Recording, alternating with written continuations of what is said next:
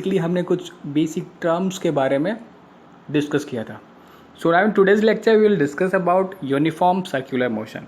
देखिए uniform circular motion होता क्या है. Uniform circular motion is when a particle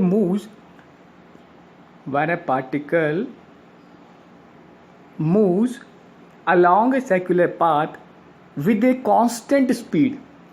देखो इसमें जो लिखा है उसका मतलब बताता हूँ. जब कोई पार्टिकल सर्कुलर पाथ पे मूव कर रहा है, बट जो मूव कर रहा है जैसे यहाँ गया, एक बार लैंग्वेज पढ़ लेते हैं. When a particle moves along a circular path with a constant speed, मतलब क्या है कि it covers equal distance along the circumference of the circle in equal interval of time, then motion is said to uniform circular motion. इसका meaning क्या है वो आपको समझाता हूँ.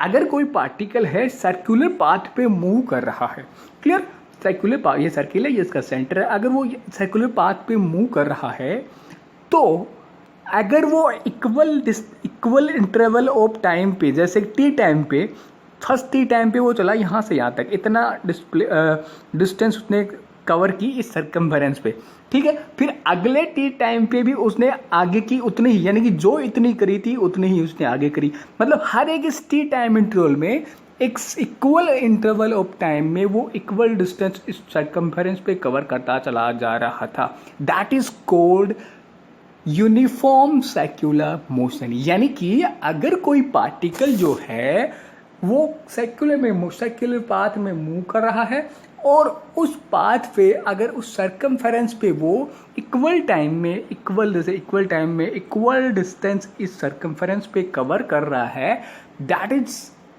Uniform circular motion. क्लियर.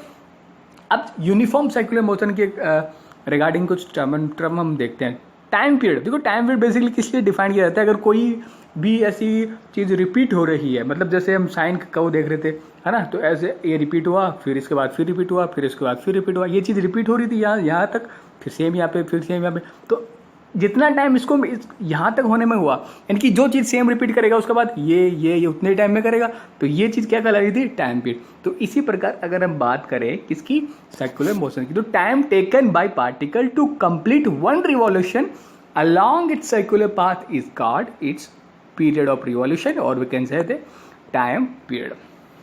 यानी कि जितना टाइम एक पार्टिकल अगर इस पे मूव कर रहा है इस तरह से, तो जितना टाइम वो एक कंप्लीट रिवॉल्यूशन यानी कि एक कंप्लीट सर्किल मूव करने में लेता है, इस तरह से वो यहाँ से यहाँ तक आ गया, उसे बोलते हैं टाइम पीरियड. क्या बोलते हैं, टाइम पीरियड. क्लियर. चलो टाइम पीरियड क्लियर है. चलो अब टाइम पीरियड टाइम में आएगा तो टाइम की क्या होती है यूनिट, सेकंड. तो क्या होगी यूनिट इसकी, सेकंड. और डीएफ का क्या मतलब है, डायमेंशनल फॉर्मूला. डायमेंशनल फॉर्मूला क्या होगा इसका, m0 L0 T1, because time है वहाँ पे. क्लियर. चलो फ्रीक्वेंसी क्या होती है भाई, फ्रीक्वेंसी नंबर ऑफ रिवॉल्यूशन. पहले तो इसको रिप्रेजेंट किससे किया जाता है, इसको या तो कर दो न्यू से. देखो मैं ढंग से बनता नहीं, ऐसे बनता है, ऐसे बनता है ना, ये मैं सही से बना नहीं पाता हूँ. इसको एफ से भी, स्मॉल एफ से या रिप्रेजेंट करते हैं, या फिर हम इसको रिप्रेजेंट करते हैं न्यू से. न्यू है ना, इसको न्यू बोलते हैं, न्यू. क्लियर. चलो होता क्या है कि एक सेकंड में, यूनिट टाइम का मतलब होता है कि टाइम की यूनिट क्या होती है, सेकंड. यूनिट का मतलब ये यूनिट वो यूनिट नहीं है. एक टाइम के लिए यूनिट क्या होती है, सेकंड. और यूनिट टाइम मतलब क्या हो गया, यूनिट का मतलब, इस यूनिट का मतलब वन, टाइम की जो यूनिट है वो सेकंड. तो एक सेकंड में कितने रिवॉल्व कर जाता है, यानी कि यूनिट टाइम का क्या मतलब है, एक यूनिट का मतलब होता है एक, ठीक है. और सेकंड की बोल रहे हैं बिकॉज सेकंड की जो यूनिट है, टाइम की जो यूनिट है वो क्या होती है, सेकंड. तो एक सेकंड में जितने रिवॉल्यूशन कर ले, जितना चक्कर लगा ले, वो क्या होता है, फ्रीक्वेंसी होती है. क्लियर.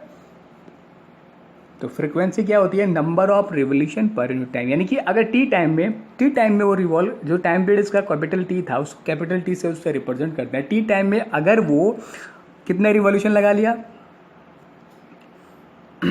कोई रिवॉल्यूशन लगा लिया, नंबर ऑफ रिवॉल्यूशन, जैसे एन, इसको एन से रिप्रेजेंट करता हूँ, एन रिवॉल्यूशन लगा लिया, तो यूनिट टाइम मतलब एक टाइम में कितने रिवॉल्यूशन कर लेगा, एन बाई टी. तो इसी को क्या बोलते हैं, यूनिट टाइम में कितने रिवॉल्व कर लेगा, उसी को तो क्या बोलते हैं, फ्रीक्वेंसी. तो फ्रीक्वेंसी को कैसे डिफाइन करोगे, फ्रीक्वेंसी को न्यू या एफ से प्रेजेंट करते हैं, which is equal to number of revolution upon time. Clear? Alright. Unit क्या हो गई? यूनिट क्या हो गई? 1 अपॉन टाइम. ठीक है, 1 अपॉन टाइम मतलब सेकंड इनवर्स, या तो क्या हो गया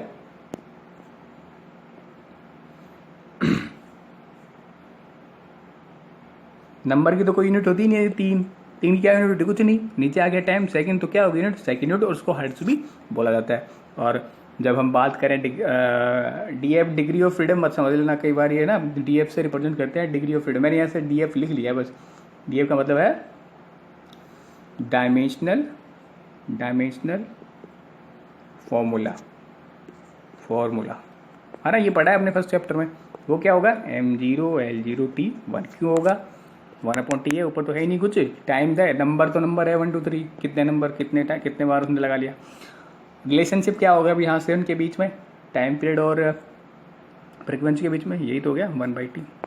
ठीक है, 1/t. क्लियर? यानी कि फ्रिक्वेंसी क्या होगी? 1/t. ठीक है, टाइम पीरियड का जस्ट रिवर्स, उल्टा. Relation between time period, frequency and omega. तो एंगुलर वेलोसिटी की अगर डेफिनेशन से देखें तो एंगुलर वेलोसिटी क्या होती है? Angular displacement upon time. Angular displacement upon time. Clear? अच्छा, टाइम क्या लें और एंगुलर डिस्प्लेसमेंट क्या लें? तो चलो हम मानते हैं कि पूरा कंप्लीट टाइम देख लेते हैं. कंप्लीट टाइम हो गया ये. कंप्लीट टाइम क्या किस को रिप्रेजेंट करते हैं? कैपिटल टी से. ठीक है. अच्छा, कंप्लीट टाइम वो कितना डिस्प्लेस कर जाता है? एंगुलर डिस्प्लेसमेंट कितना हो जाता है? 2π रेडियन. 2π रेडियन. तो एंगुलर डिस्प्लेसमेंट की वैल्यू रखो 2π और टाइम पीरियड की वैल्यू रखो t. तो क्या आ गया हमारे पास? Omega is equal to 2π/t. Clear? Omega is equal to 2π/t. तो ये तो आ गया ओमेगा और टी में रिप्लेशन. अगर 1/t क्या होता है? अभी देखिए हमने ऊपर 1/2 क्या होता है? फ्रिक्वेंसी, या फिर फ्रिक्वेंसी जिसको एफ हम न्यू से रिप्रेजेंट करते हैं. तो इसको क्या लिख सकते हो? 1/t को f लिख दो, 2πf. क्लियर? तो ये आ गया रिलेशनशिप इनके बीच में. अब आती है इंपॉर्टेंट एक चीज, विच इज सेंट्रीपिटल एक्सेलरेशन. चलो, the acceleration produced in uniform circular motion, velocity changes due to change in direction but speed doesn't. क्या मीनिंग है? मीनिंग समझते हैं हम. देखो, लिखा हुआ कुछ भी होता है वो मैं बताता हूँ, जो समझाता हूँ वो इंपॉर्टेंट है, उससे क्लियरिटी बनती है आपको. देखो, आपने वैसे तो 9th क्लास में देखा होगा थोड़ा सा कि अनटिल अनलेस किसी ऑब्जेक्ट पर हम कोई एक्सटर्नल अनबैलेंस्ड फोर्स नहीं लगाते हैं, तो अगर वो किसी स्ट्रेट मोशन में चल रहा हो, तो स्ट्रेट लाइन में चल रहा हो तो उसी में चला जाता है. क्लियर? दूसरी बात, नहीं वो डायरेक्शन चेंज करता है. तीसरी बात, अगर वो कहीं पे बैठा हुआ है तो बैठा ही रहता है. मतलब एक फोर्स उसको जरूरत होती है. कौन सा फोर्स? अनबैलेंस्ड और एक्सटर्नल फोर्स. ये हम आगे भी पढ़ेंगे वैसे एनएलएम में, न्यूटन्स लॉ ऑफ मोशन जब हम डिस्कस करेंगे. बट ये इतनी बात आपको पता होगी. अच्छा, तो अब आप ये देखो, जब ये पार्टिकल मूव कर रहा है इस तरह से, हमने कहा उसकी स्पीड क्या है? कांस्टेंट है. स्पीड क्या है? कांस्टेंट है. तो अगर ये मूव कर रहा है, पहली बात तो उसी से देखो कि अगर टर्न कर रहा है इस तरह से टर्न करे जा रहा है, हर जगह पे देख लो टर्न कर रहा है ना. तो टर्न कर रहा है मतलब जैसे यहाँ पे देखो तो इधर जा रहा था, इधर ही चला जाना चाहिए था, है ना. 9th में पढ़ा होगा थोड़ा सा एनएलएम, है ना. उसको अलग, उसको केवल बता रहा हूँ, उसको आगे डिस्कस करेंगे. फिर उसका अगर आपको वो नहीं देखना है तो मत देखो. तो अगर वो चेंज कर रहा है मतलब कहीं ना कहीं कोई फोर्स तो उस पर लग रहा है. अब फोर्स लग रहा है तो क्या होना चाहिए? एक्सेलरेशन भी है. एम ए एक्सेलरेशन भी तो होना है. क्लियर? चलो इसको भूल जाओ क्योंकि हम आगे बढ़ेंगे ये चीज़. अब अगर इतना देखो आप, तो हमने कहा इसकी स्पीड कांस्टेंट है. स्पीड क्या है? कांस्टेंट है. इसलिए इसको क्या बोल दिया? Uniform circular motion. लेकिन अब एक चीज़ बताइए, ये इस तरह से चल रहा है यहाँ पे, तो या ऐसा चला जाता, लेकिन फिर ऐसे मुड़ गया, फिर ऐसे मुड़ गया, ऐसे मुड़ गया. आप जाओ वेलोसिटी की डेफिनेशन पे. वेलोसिटी की डेफिनेशन क्या होती थी कि उसका कोई मैग्नीट्यूड होता है. क्या होता है? मैग्नीट्यूड होता है और उसकी डायरेक्शन होती है. क्लियर? अब जाओ एक्सेलरेशन की डेफिनेशन पे. एक्सेलरेशन क्या होता है? Change in velocity divide by time. अब वेलोसिटी में चेंज की बात करते हो तो वो किन किन में चेंज हो सकता है? उसका मैग्नीट्यूड भी चेंज हो सकता है, या फिर उसकी डायरेक्शन चेंज हो रही हो, या फिर दोनों चेंज हो रहे हो. यहाँ पे हमने क्या बोल दिया कि स्पीड तो क्या है?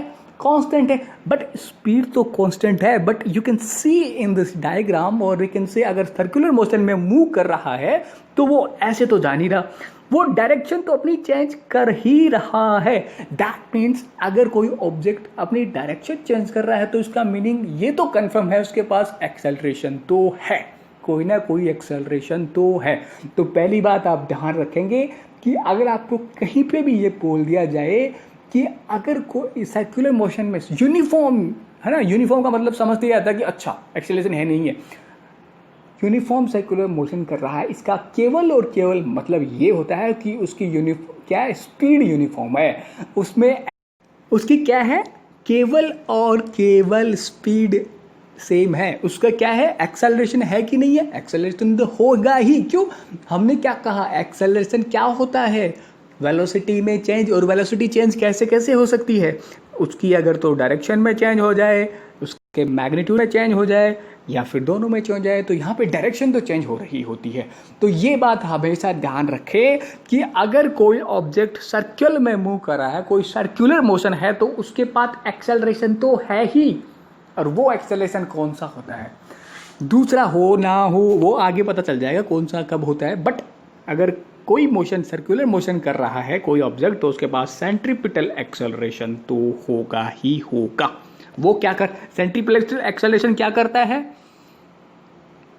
देखो, the acceleration produces in uniform motion, यानी कि यूनिफॉर्म मोशन में भी जो होता है ना, ऐसे समझो इसको, velocity changes due to change in direction but speed doesn't change. Speed change is uniform motion में हमने क्या बोल चुके हैं कि स्पीड तो सेम रहने वाली है, बट क्या है उसकी कि उसकी डायरेक्शन तो चेंज हो रही है। मतलब क्या हो रहा है, वेलोसिटी चेंज हो रही है। देखो समझ नहीं आता तो आप पूछ सकते हो, क्योंकि मैं बहुत सी चीज़ें धीरे धीरे से मानने चल जाता हूँ कि मैं जो पहले बताया हूँ आपको पता होगी, और हो सकता है आपने ढंग से नहीं पढ़ी हो। तो अगर आपको डाउट अभी भी उनमें कुछ है तो आप पूछिए तो सही। ऑलराइट, चलो तो चलो देखते हैं आगे कैसे क्या है, समझ में आते धीरे धीरे समझते हैं इसको। क्लियर, चलो let us consider the A particle moving in A circular path. कोई पार्टिकल है, देखो ये थ्योरी लास्ट में हम कंक्लूड करेंगे, वो इंपॉर्टेंट होगा, वो एक कंसेप्ट वाइज आपको बहुत अच्छी नॉलेज देगा। क्लियर, थ्योरी तो देखते हैं, थ्योरी तो देखनी होती है बिकॉज हम लिखना होता है पेपर में, ठीक है। सर्कुलर पाथ है, ठीक है, कोई ऑब्जेक्ट है वो v1 स्पीड से यहाँ से मूव कर रहा था, फिर आगे चला v2 स्पीड से यहाँ पे मूव कर रहा है। क्लियर, ऐसे समझो आपको। तो मतलब अगर उसने थीटा अगर कितना ये थीटा कर लिया, डेल थीटा कवर, समझ ऐसे समझ लो कि बिकॉज ये ओरिजिन था, ये थीटा 1 था, ऐसे समझ लो, ये थीटा 1 था, ये थीटा 2, तो थीटा 2 माइनस थीटा 1 क्या गया, डेल थीटा है ना। चेंज को डेल थीटा डेल से रिप्रेजेंट करते हैं फिजिक्स में, है ना, थीटा 2 माइनस थीटा 1। या फिर केवल आप ऐसे समझ लो कि इस पॉइंट वो v1 स्पीड से जा रहा था इधर, और वेलोसिटी से जा रहा था इधर, और v2 वेलोसिटी से जा रहा था इधर। वेलोसिटी को कैसे देखते हैं, देखो सर्कुलर मोशन में ये बताता हूँ पहले। ये वेलोसिटी है, किसी भी पॉइंट पे अगर आप वेलोसिटी की डायरेक्शन देखोगे, है ना, लीनियर वेलोसिटी की, जैसे इस पॉइंट पे देखो तो यहाँ पे क्या बना दो, टेंजेंट बना दो, तो ये वेलोसिटी की डायरेक्शन होगी। इस पॉइंट पे देखना चाह रहे हो तो ये आगे आगे आगे यहाँ पे एक टेंजेंट बना दो, तो ये क्या होगी, वेलोसिटी की डायरेक्शन। इस पॉइंट पे देखना चाहते हो तो ये एक टेंजेंट बना दो। तो मैंने ऐसे ही सिमिलरली 2 पॉइंट लिए, एक ये ले लिया और एक ले लिया, उनके बीच का एंगल मान लिया डेल्टा थीटा। क्लियर है बात, चलो। तो इन 2 वेक्टर्स को मगर अलग से बनाने की कोशिश करूँ। एक तो ये वेक्टर जो बनाया v1 वेक्टर वाला, v1 स्पीड वाला, वेलोसिटी वाला, ये वेलोसिटी वेक्टर हो गया। दूसरा वेक्टर इनको एक जगह बनाते हैं ना, जैसे पीछे लिया उस v2 वेक्टर को, तो ये बन गया दूसरा वेक्टर। देखो ऐसे ही इसकी डायरेक्शन है, ऐसा ही मैग्नीट्यूड है, ठीक है। यहाँ पे एक चीज़ देखो, है ना, यूनिफॉर्म वेलोसिटी ले रहे हैं, मतलब इन दोनों का मैग्नीट्यूड v1 और v2 जो वेलोसिटी वेक्टर हैं, v1 का मैग्नीट्यूड और v2 का मैग्नीट्यूड वो क्या है, सेम है। क्या है, v मान लो v। क्यों, बिकॉज हमने क्या है, यूनिफॉर्म मोशन कर रहा है। यूनिफॉर्म मोशन में क्या है, स्पीड तो सेम ही होती है, और वेलोसिटी वेक्टर का जो मैग्नीट्यूड होता है वही तो स्पीड होता है। क्लियर है, वेलोसिटी में स्पीड में डिफरेंस यही तो होता है कि वेलोसिटी में क्या होता है, ओनली स्पीड में क्या होता है, ओनली मैग्नीट्यूड होता है, और वेलोसिटी में डायरेक्शन यूज की जाती है। तो वेलोसिटी का वेक्टर जो मैग्नीट्यूड है वही तो क्या है, उसकी स्पीड है। क्लियर, चलो तो ये हमने एक वेक्टर बना दिया, और ज्योमेट्री से जहाँ पे ये डेल थीटा बना हुआ था वही इनके बीच में डेल थीटा होगा, जो बना है, ठीक है। तो ये एक वेक्टर है, ये वेक्टर, तीसरा वेक्टर हमने एक ऐसा बना लिया, ठीक है। चलो अब देखो अगर triangle law of vector addition की बात करें तो क्या होता है वो, देखो 1 2, तो थर्ड जो इक्वेशन होती है जो इसको क्लोज कर रही होती है, वो क्या होता है, इन दोनों का एडिशन का रिजल्टेंट होता है। तो पी क्यू वेक्टर और क्यू आर वेक्टर, है ना, एक ही डायरेक्शन में हो, तो थर्ड वेक्टर क्या होता है, जो इस ट्रायंगल को क्लोज कर रहा होता है और अपोजिट डायरेक्शन में होता है, वो क्या होता है, इनका एडिशन होता है। तो ये पी आर वेक्टर हो गया। तो v1 पी क्यू क्या है, v1, और पी आर क्या है, v2। ओ आर का भी पता नहीं है कौन सा वेक्टर, क्यू आर का भी पता नहीं है, तो उसको ऐसे लग देते हैं। तो ये क्या आ गया, उसको इधर ट्रांसफर कर दो, तो V2 minus V1, V2 minus V1 को क्या लिखोगे, डेल V, बिकॉज किससे रिप्रेजेंट करते हैं फिजिक्स में डिफरेंस को, डेल से। क्लियर, ये रिप्रेजेंट कर दिया। अब इस ट्राइंगल PQR में देखो, ट्राइंगल PQR में आप देख सकते हो क्या देखना है हमें PQR में, इसमें देख लेते हैं, है ना। इसमें कोई एंगल इसने चल दिया, ट्राइंगल क्या है, वो ट्राइंगल नहीं है, मतलब इसमें देखो, है ना। इसको आर्क मान लो, ये जो है बहुत छोटा हो तो आर्क मानो, या फिर जैसे बहुत छोटा है ये, जैसे छोटा सा एंगल है ऐसे, अब बहुत छोटा है, सपोज करो बहुत छोटा, तो ये समझ लो या फिर ये समझ लो, बराबर से ही दिखेगा ना। तो ये ट्राइंगल बना हुआ था, इसको मान लो ये आर्क है, आर्क है, तो उसको क्या ले सकते हैं, यहाँ पे एंगल क्या होता है, एंगल इक्वल टू क्या होता है, arc upon radius, arc upon radius. Radius क्या है इसकी, ये है या फिर ये है, दोनों रेडियस ये, तो ऐसे बनाओगे इसका आगे। अच्छा, तो यहाँ पे हम क्या लिखेंगे, मैग्नीट्यूड। ये V1 और V2 यहाँ पे अभी मैंने क्या देखा था कि उनका मैग्नीट्यूड क्या है, सेम है, वो क्या है V। तो रेडियस क्या होगी V कंडीशन में, और आर्क क्या होगी इनकी, जो OR वेक्टर है ना, OR वेक्टर है, ये आर्क हो गई, रेडियस क्या हो गया, क्या V हो गया, मैग्नीट्यूड यहाँ पे ले रहे हैं। क्लियर, तो यही चीज़ हमने नीचे लिखी है। चलो ये लिख लिया हमने, तो क्या हो गया, और del theta is equal to del V by V। अब दोनों तरफ डेल टी से डिवाइड कर दो, तो ये डेल टी से डिवाइड कर दिया, इसको डेल टी से डिवाइड कर दिया। अब क्या ले लो, टाइम की वैल्यू बहुत छोटे टाइम के ले लो। छोटे टाइम के लेने का मतलब क्या होगा, लिमिट डेल टी इसको 0 लिख लियो, और इस कंडीशन में क्या होता है, डेल जो है वो किस में बदल जाता है, डी में, वो बहुत बार देख चुके हैं हम। क्लियर, चलो, तो D Q by D T क्या आ गया, is equal to D we by D T 1 upon V आ गया। वी को उधर भेज दो, तो V D theta by D T D we by D T. D theta by D T क्या होता है हमारा भाई, angular displacement divide by angular time क्या होता है, D theta by D T omega, ये हम देख चुके हैं। क्लियर, तो इधर क्या है, d we by D t, ये क्या होता है, एक्सेलरेशन। अब लेकिन ये एक्सेलरेशन कौन सा है, वो एक्सेलरेशन है जिसका मैग्नीट्यूड क्या है, नहीं है। या फिर हम बात करें जो कि डायरेक्शन की वजह से तो आ रहा है, यहाँ पे मैग्नीट्यूड तो है ही नहीं, वेलोसिटी सेम हो रही है ना हर जगह पे, तो मैग्नीट्यूड तो सेम है, क्या केवल किसकी वजह से है, बिकॉज ये हर जगह क्या हो रहा है, डायरेक्शन चेंज हो रही है, डायरेक्शन चेंज करने वाला ये है, इसलिए इसको क्या बोलते हैं, ये डायरेक्शन चेंज करने वाला, और इसको बोलते हैं centripetal acceleration. V is equal to V omega. अब V की वैल्यू क्या लिख सकते हो, जो कल हमने रिलेशन पढ़ा था V और ओमेगा, ओमेगा के बीच में क्या था, V equal to omega r था, तो वैल्यू रखो, तो यहाँ पे क्या आ गया, omega square r is equal to centripetal acceleration, omega square r is equal to centripetal acceleration, ये आपको ध्यान रखना है। या फिर ओमेगा की वैल्यू यहाँ पे रख दो, तो V बाई आर, तो यहाँ पे वैल्यू रखो V by r, omega square क्या हो गया, V square by r square into r, तो आर से आर कैंसिल, तो V स्क्वायर। ये आपको ध्यान रखना है, हमेशा बहुत काम आने वाला है, सेंट्रीपिटल एक्सेलरेशन। क्लियर, तो ये तो होगी इसके मैग्नीट्यूड सेंट्रीपिटल एक्सेलरेशन की, है ना। चलो देखो मैग्नीट्यूड क्या है, यहाँ पे रेडियस सेम होने वाले है सर्किल की जिसकी बात करोगे, ओनली अगर मैग्नीट्यूड की बात करें। वेलोसिटी हम देख ही चुके हैं, यूनिफॉर्म है वो, है यूनिफॉर्म सर्कुलर मोशन की जब हम बात कर रहे हैं, तो वेलोसिटी भी क्या है, सेम है। तो क्या होगा, मैग्नीट्यूड होगा क्या, मैग्नीट्यूड तो कांस्टेंट होगा एक्सेलरेशन का, बट डायरेक्शन क्या होगी, चेंज होती रहेगी, चेंज होती रहेगी। कैसे डायरेक्शन होती क्या है इसकी, सेंट्रीपिटल एक्सेलरेशन की, देखो सेंट्रीपिटल एक्सेलरेशन हमेशा इस तरह से लगा होगा। देखो ये इधर जाना था तो इधर लगा तो इधर मुड़ गया, यहाँ पे गया तो इधर लगा तो इधर मुड़ गया, यहाँ पे इधर लगा तो इधर मुड़ गया, यहाँ पे इधर लगा तो इधर मुड़ गया। तो यहाँ पे आप डायरेक्टली क्या बोल सकती हो कि direction of centripetal acceleration is always toward the centre of circle, इधर होगी, जहाँ पे भी वो पॉइंट है यहाँ पे होगी उसकी डायरेक्शन। यहाँ पे वो पार्टिकल इधर होगी, यहाँ पे वो पार्टिकल है तो इस पर इधर होगी, यहाँ पे जो पार्टिकल है तो इस पर इधर होगी। यानी कि जो पार्टिकल जैसे जैसे घूमता चला जाएगा उसकी डायरेक्शन भी चेंज होती चली जाएगी। कैसे, यहाँ पे इधर थी, फिर यहाँ से जाएगा तो यहाँ पे इधर होगी, यहाँ पे इधर होगी। क्यों, बिकॉज जो सेंट्रीपिटल एक्सेलरेशन की डायरेक्शन है वो किधर होगी, सेंटर ऑफ सर्किल की तरफ, या फिर उसको क्या बोल सकते हैं, परपेंडिकुलर टू वेलोसिटी वेक्टर। कैसे, जैसे वो यहाँ पे था ऐसे जाना चाहता था तो वो क्या लग गया, ऐसे लग गया सेंटर की तरफ, तो परपेंडिकुलर हो गया ना 90 डिग्री है। ऐसे यहाँ पे है तो यहाँ पे क्या होगा, नीचे की तरफ ऐसे लगेगा सेंटर की तरफ, तो क्या होगा परपेंडिकुलर। यहाँ पे क्या होगा, वेलोसिटी वेक्टर ऐसे होगा तो यहाँ पे क्या लगी, ये तो परपेंडिकुलर। तो आप क्या बोल सकती हो कि सेंट्रीपिटल जो एक्सेलरेशन है उसकी डायरेक्शन क्या होगी, परपेंडिकुलर टू वेलोसिटी वेक्टर, और we can say towards the centre. Clear, alright. तो ये बेसिकली बात होगी सेंट्रीपिटल एक्सेलरेशन की। अब देखते हैं कि अगर ये तो हमने देखा कि अगर सर्कुलर मोशन था, यूनिफॉर्म स्पीड से मूव कर रहा था, उस टाइम की बात कर रहे थे। अब अगर वो स्पीड भी चेंज हो रही हो तो क्या होगा, स्पीड भी चेंज हो रही होगी तो क्या होगा। Consider particle moving along the circular path of radius r with variable speed v। ठीक है, कोई स्पीड v है वो चेंज होती जा रही है, यानी स्पीड v से चलना स्टार्ट किया और फिर चेंज हो, वेरिएबल स्पीड v से चल रहा है, ऐसा समझो आप, v स्पीड से चलना स्टार्ट किया और फिर वो चेंज होती चली है। As the speed of particle changes so acceleration has a tangential component. इसका मीनिंग क्या है? देखो डायरेक्शन चेंज करने के लिए क्या आ गया? ए रेडियल। सर्किल में घुमाने के लिए क्या आ गया? ए radial.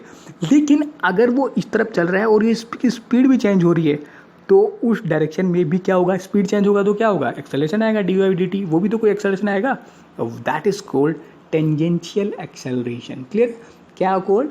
Tangential acceleration. Tangential acceleration क्या होता है? जो कि अगर स्पीड में चेंज हो रहा होता है, स्पीड में चेंज होने की वजह से जो एक्सेलरेशन आता है उसे बोलते हैं a t, tangential acceleration.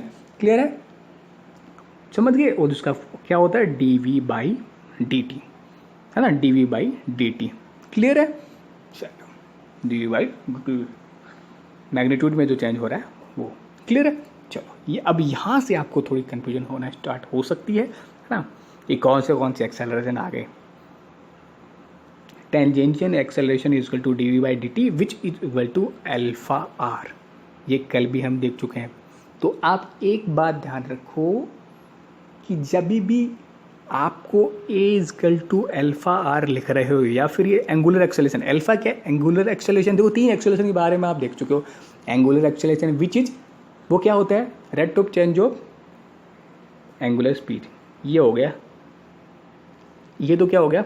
Alpha, है ना। एंगुलर एक्सेलरेशन क्या होता है कि जो एंगुलर स्पीड है, एंगुलर वेलोसिटी है उसमें चेंज हो रहा है, उसकी रेट को क्या बोलते हो? Angular acceleration. फिर बोला हमने सेंटीपिटल एक्सेलरेशन। सेंटीपिटल एक्सेलरेशन क्या करता है? डायरेक्शन जो चेंज हो रही है उसके लिए जो रिस्पॉन्सिबल है वो क्या है? Centripetal acceleration. थर्ड क्या आया? Tangential acceleration. वो क्यों आया? जब हम स्पीड को चेंज कर रहे हो, स्पीड भी अगर चेंज हो रही है कंटिन्यूसली, यहाँ पे अलग, तो इस डायरेक्शन में, जिस डायरेक्शन में स्पीड होती है उस डायरेक्शन में क्या होगा?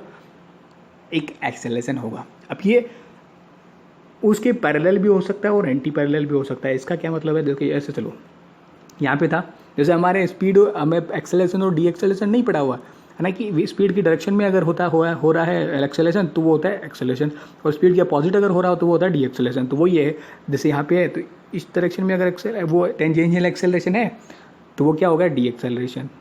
कन्फ्यूज तो नहीं हो गए? तो वो कन्फ्यूज हो तो आप पूछ सकते हो, कोई डाउट नहीं रहना चाहिए आपको। अब क्योंकि हर चीज़ मुझे पता नहीं होती कि आपको कितना समझ आ रहा है, कितना नहीं आ रहा, कितना आपका मतलब थोड़ा पहले से कितना क्या पढ़ा हुआ है।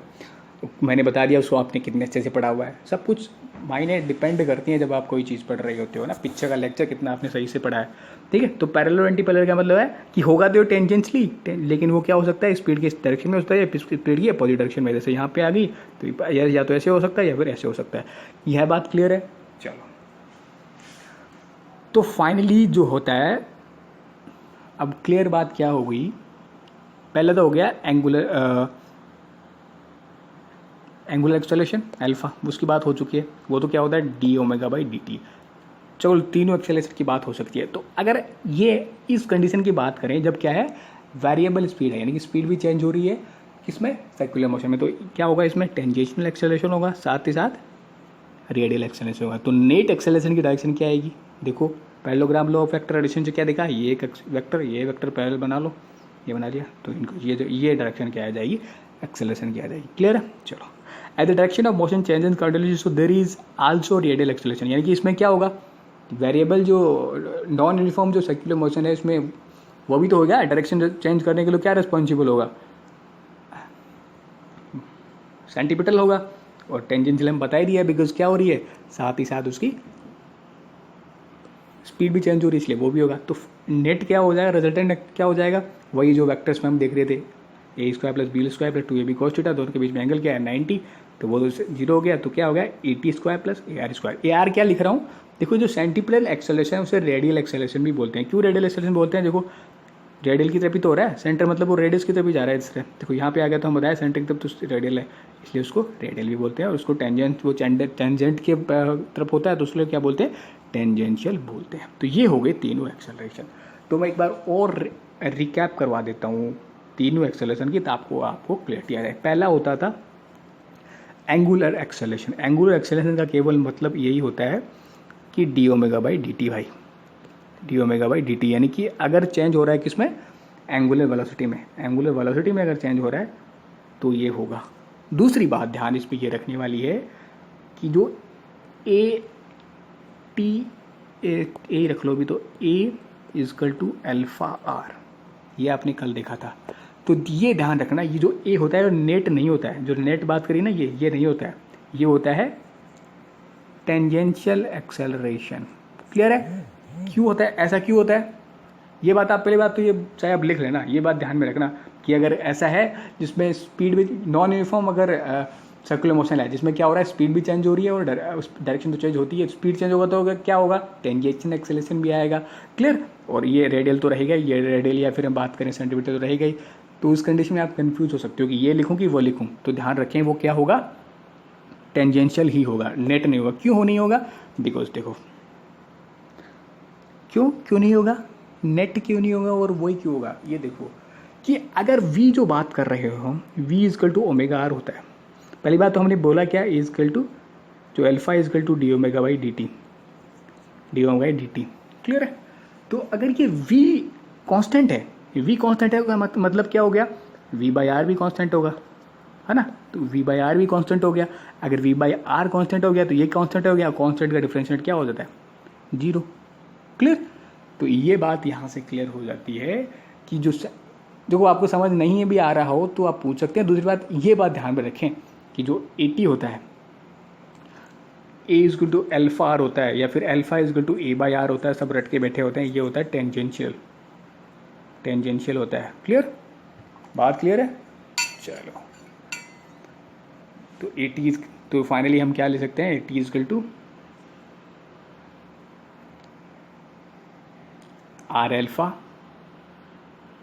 एल्फा या AT इजकल टू,